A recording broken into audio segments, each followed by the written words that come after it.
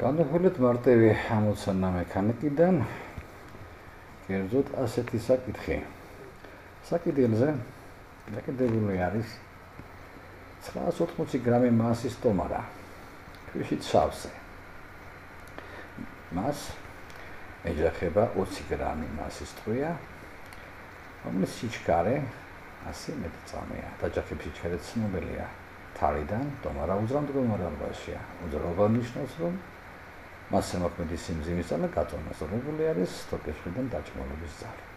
შეჯახების შედეგად ტომარა შეიძენს იმპულსს.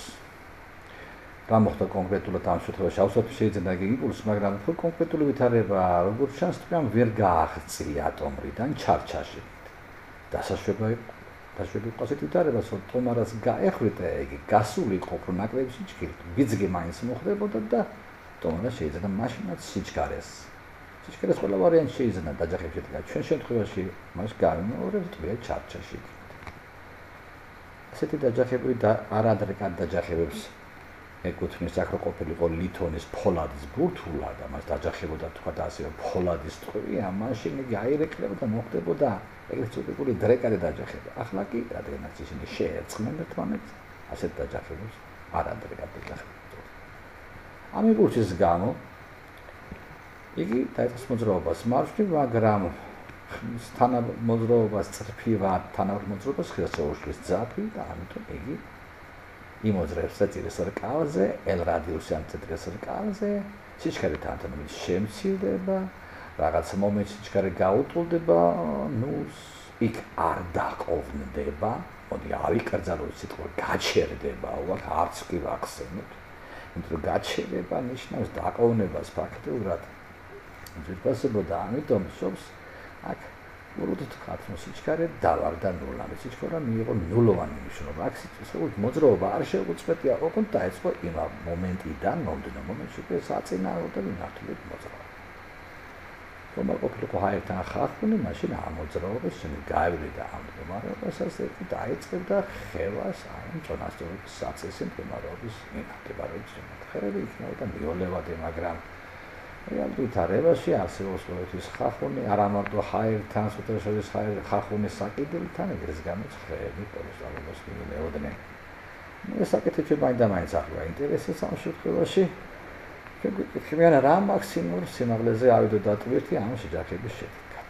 მივახცეთ ყურადღება დაჭიმულობის ძალას რა მოვიდო და დაჯახების შემდეგ, თუმცა ეს ჩვენი ამოცანის თემას არ წარმოადგენს, მაგრამ მაინც ვინც ინტერესით ადევნებს ფიზიკის ამოცანას ყოფილაში და მივანიშნოთ რაღაცას, რომ დაჯახების შემდეგ აქ დაჭიმულობის ძალა საწყისთან შედარებით გაიზრდებოდა. უფრო მეტი იქნებოდა დაჭიმულობის ძალა აქ ტეპრიმ დაწერიან თუ შექმნებოდა და შემდეგ ეს დაჭიმულობის დაიწყდა მოკლებას თანდათანობით და როდესაც სიჩქარე ნულს გაუტოლდება, არ გეგონოთ რომ დაჭიმულობის ძალაც ნულს გაუტოლდა, დაჭიმულობის ძალა გაუტოლდება რაღაც გარკვეულ მნიშვნელობას, კერძოდ გაითვლებოდა იგი mg sinus alpha-თი alpha კუთხე, რომელიც შეიქმნებოდა ძაფისა საწყის მდგომარეობის მიმართ alpha კუთხით გადაიხლებოდა. ეს ამ წუთში შეიძლება ვინმეს არ აინტერესებს ისე ეს საინტერესო საკითხი და სხვა დროს გამიხილოთ თუ იქნება შესაბამისი ამოცანა. ახლა კი დააბრუნდეთ ჩვენი ამოცანის თემას. გვეკითხებიან სიჩქარის შეჯახების შემდეგ მაქსიმალური აწევის სიმაღლეს ტვირთისას და ასევე გვეკითხებიან ენერგეტიკულად რა მოხდა, ხომ არ შეიცვალა სისტემის ენერგია შეჯახების შემდეგ. მოდი გავყვეთ თანდათანობით. რადგან შეჯახება არის, რადგან როგორც აღმოჩნდა არადრეკად დაჯახება არის და კიდევ დრეკადიც ყოფილიყო კი, გირჩევთ, მაშინ მიმართოთ იმპულსის უნდობის კანონს, რომ სისტემის იმპულსი უნდა დარჩეს მუდმივი დროის ნებისმიერი მომენტისათვის. კერძოდ დავწეროთ იმპულსის უნდობის კანონი ჩვენ შეჯახებამდე და შეჯახების შემდეგ. ანუ შეჯახებამდე იმპულსის სისტემისა უნდა დავწერდეს იმპულსის შეჯახების შემდეგ. იმპულსი შეჯახებამდე უნდა უდრიდეს იმპულსის შეჯახების შემდეგ. ოღონდ ეს უნდა იყოს ავსტრით ჩაწერილი ვექტორულად პირველი რიგში და შემდეგ გავარჩევთ. იმპულსი მოგეხსენებათ სოთაშორის წარმოადგენს სხეულის მასისა და მის სიჩქარის ნაკლებს. იგი ვექტორული სიგნალია. ახლა იმპულსის სისტემისა შეჯახებამდე რადგანაც ტვირთი უძრავი არის, მას იმპულსი არ აქვს. იმპულსი გააჩნია მარტო ტვირას. ანუ მთელი სისტემის იმპულსი თავიდან მოდის ტვირის იმპულსი. ემბე იმპულსი ტვირისა დაუვიდეთ ეს. იმპულსი სისტემისა შეჯახების შემდეგ. სისტემა უკვე წარმოადგენს ტვირისა და ტომრის ერთობლიობას მასით, მასათა ჯამი გამრავლებული ახალ სიჩქარეზე. მოგეთქვათ, აქ ორი ვექტორი ზის ხოდახოლოდ მარცხნივაც, მარჯვნივაც დაგეგმილი მიმართულების ვექტორი უნდა იდგეს. სადე გადავალთ მოდულებზე, აღარ დაგჭირდება სიჩქარის მოდულების გათვალისწინება და პირდაპირ დავწერთ ფორმულას საბოლოო სიჩქარე სისტემისა. ეს წარმოადგენს მასა ტვირისა შეფარდებული სრულ მასასთან სისტემისას გამრავლებული სიჩქარეზე ტვირისა. მეახცეთ ყურადღება გამაზე ჩაწერეთ ამ ფორმულას, სპეციალურად ჩაწერილი აი ეს კოეფიციენტის სახით ეს წილადი, იგი უგანზომილებო სიდიდეა და საკმარისი აქ ორივე მასა ერთ და იგივე ერთეულებში იყოს გამოსახული, ამიტომ ამ საკითხის გადასაჭრელად უშუალოდ არ არის აუცილებელი მასების გადაყვანა C სისტემაში. სხვა დროს კი ბატონო. მომდენო კითხვა არა, სიმაღლეზე და ტვირთი.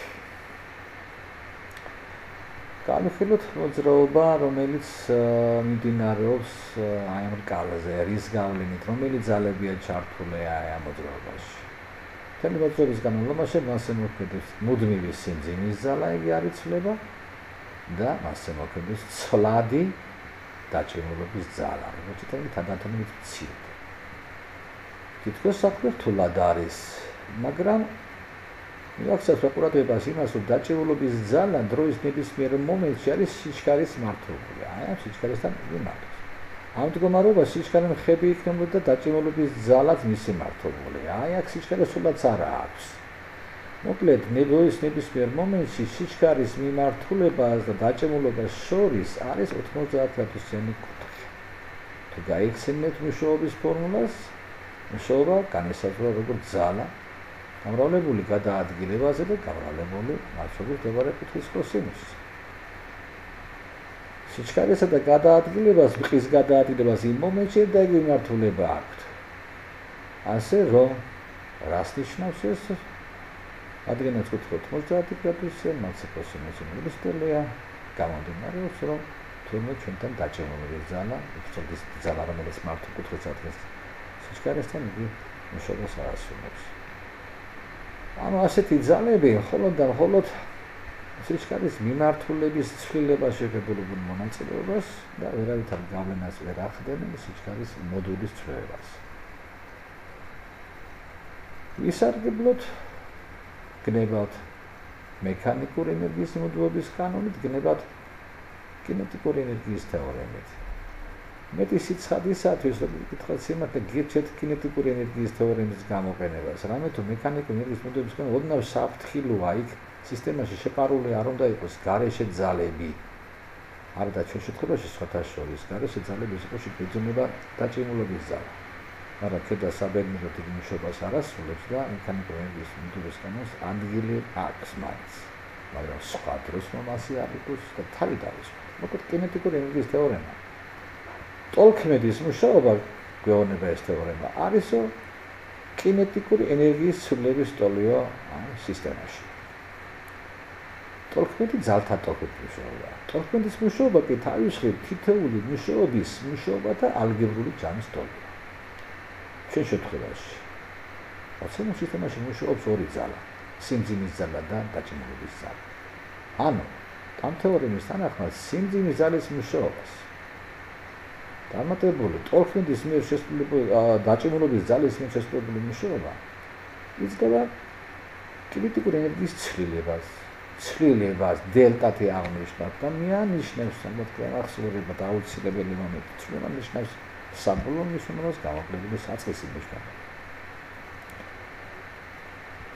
საბოლოო მნიშვნელობა კინეტიკური ენერგიისა არის ნულის ტოლი. არ გააჩნიეს. გამოკლებული საწყისი კინეტიკური ენერგიის სისტემისაა. კინეტიკური ენერგიის ფორმულა კი სიჩქარის კვადრატის პროპორციულად იწერება. და იცოდეთ აბიტოლია, მაშინ მასის ნამრავი სისტემაში რაც აქვს, მასათა ჯამი გამრავლებული სიჩქარეზე, რომელიც უკვე დათვლილია, შეფარებული აქვს. როგორც აღნიშნეთ, დაჩემონების ძალა ამ პრინციპის გამო ჩვენ ბევრი ლაპარაკეთ ეს მუშაობა ჩვენთან არ ასრულებს. იმიტომ რომ კუთხეს 90 გრადუს ქმნის სიჩქარესთან.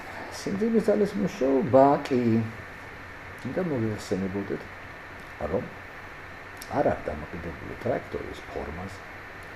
იგი განისაზღვრება თუნდაც საწყის და საბოლოო მდებარეობის შორის სიმაღლეთან სხვაობით და განისაზღვრება როგორც პოტენციური ენერგიის ცვლილებით შებრუნებული ნიშნით.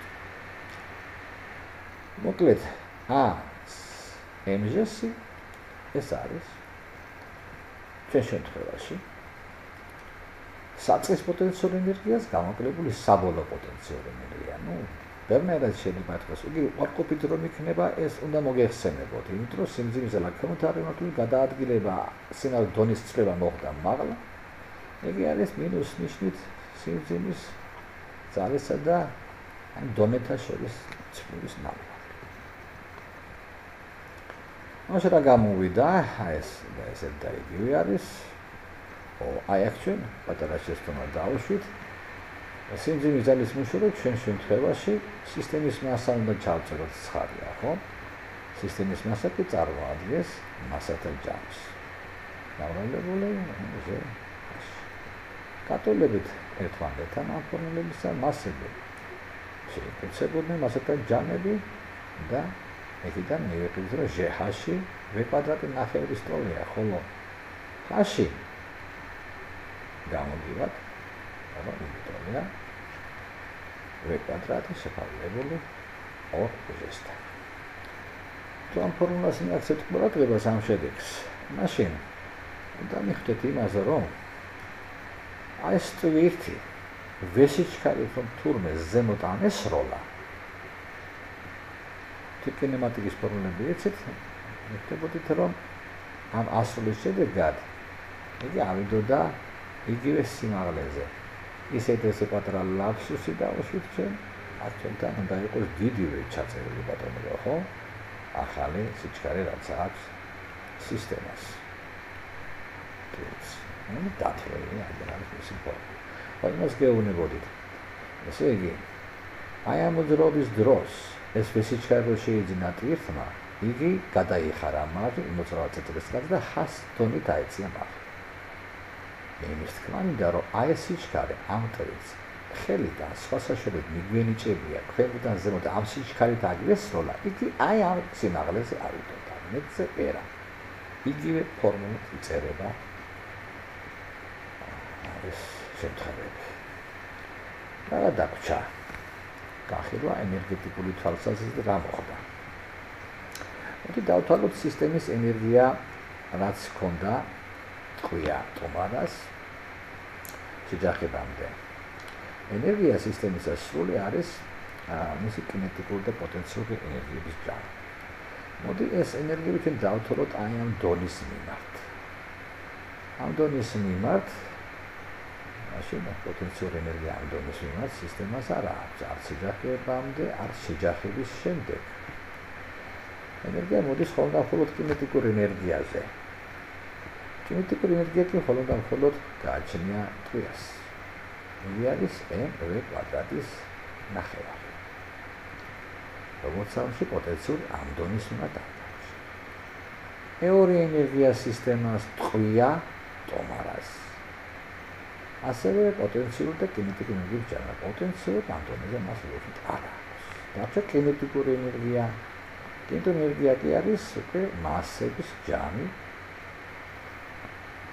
შეფარდება ერთთან და ეს უკვე გავარდებული იმავე კვადრატზე, რომელიც ჩვენ თავში ვიღებთ.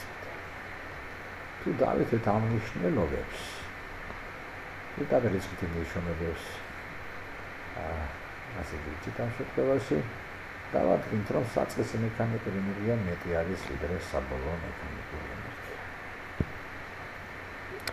დაიბადება კითხვა, რატომ შეიცვალა მექანიკური ენერგია და თუ შეიცვალა, მაშინ სად წავიდა ეს განსხვავება ენერგიებს შორის.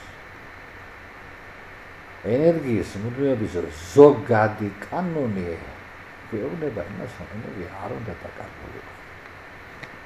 ეს მნიშვნელოვანი თეორია